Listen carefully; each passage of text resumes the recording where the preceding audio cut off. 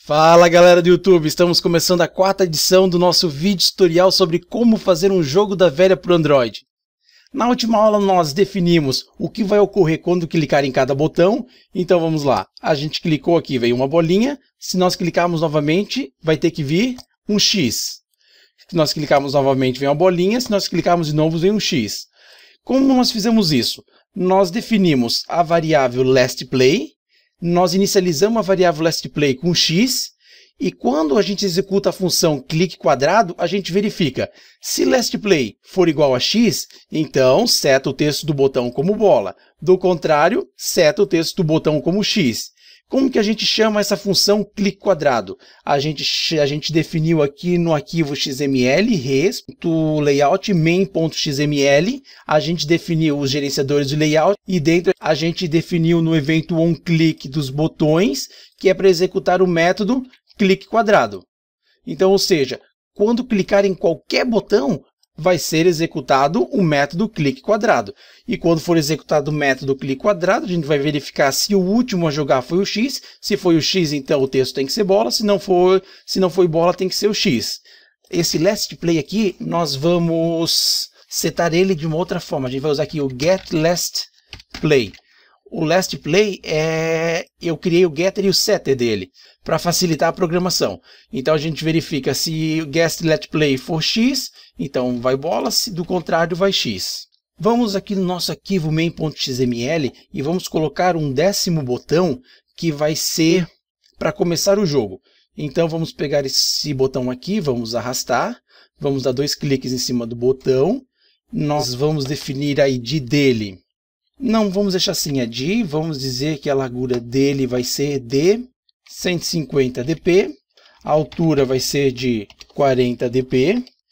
Nós vamos ter que definir uma margem, vamos ter que definir uma margem para ele então de, vamos ver, margem left, vamos definir de 50 dp. Vamos ver o que acontece. Não passou, vamos definir então como 30 dp. E o text dele, vamos dizer aqui em text play. E o evento onClick, nós vamos dizer para ele executar a função newGame. Então vamos pegar esse newGame aqui e vamos implementar essa função.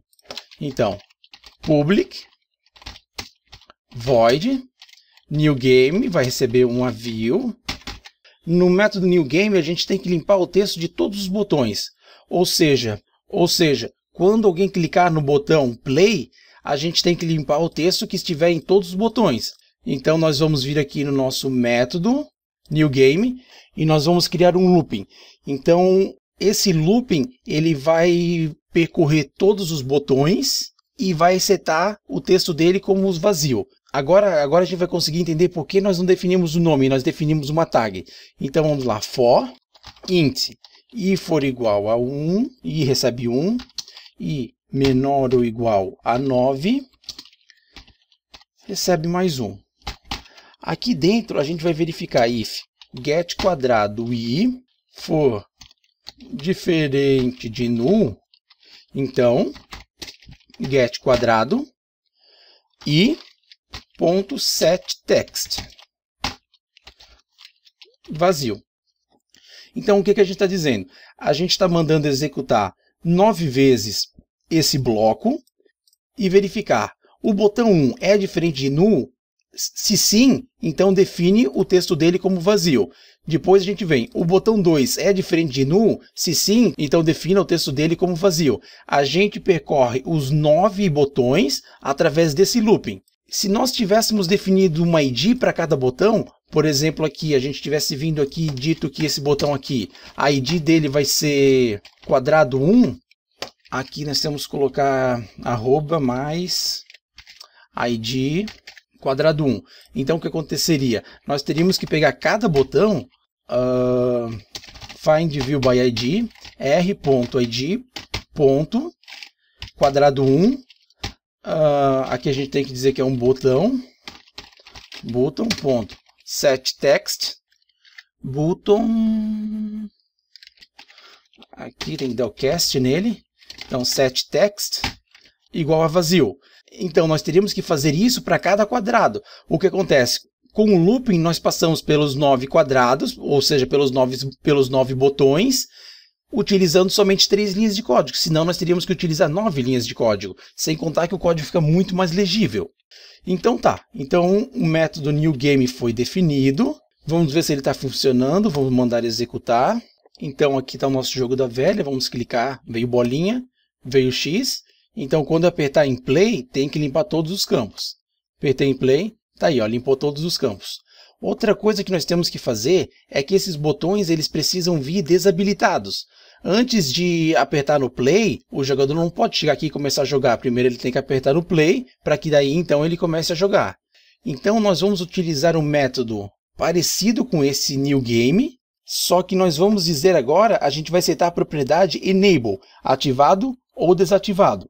Então nós vamos criar um método chamado, um método público, void, chamado setEnable quadrado. Nesse método nós vamos passar um booleano dizendo se é para ativar os botões ou se é para desativar os botões. Como vai ter momentos que a gente vai ter que ativar os botões e vai ter outros momentos no qual a gente vai ter que desabilitar os botões, é mais prático a gente criar um método e passar se a gente quer que ative ou se a gente quer que desative, do que criar 2 métodos. Então aqui nós vamos fazer outro loop, nós vamos dizer for int i recebe 1, enquanto que i for menor ou igual a 9, soma mais 1 no i. Por que a gente começa a contar do 1? A gente começa a contar do 1 porque a gente definiu como 1 aqui, né? No caso, se a gente estivesse lidando com um array, a gente começaria do 0. Então aqui a gente definiu do 1, por isso que a gente sai do 1 aqui no nosso looping. Então nós vamos dizer que para ele percorrer todos os botões, e é para ele recuperar através do método getQuadrado, se é diferente de null esse botão. Se for, então getQuadrado, ponto, getQuadrado i, ponto, setEnable b, que é o que a gente está recebendo como parâmetro. Então, quando clicar em newGame, nós temos que ativar todos os botões. Então, agora a gente só vai vir aqui, vamos dar um setEnable quadrado, e aqui a gente vai passar com o parâmetro true. Sim, a gente quer que ative todos os quadrados.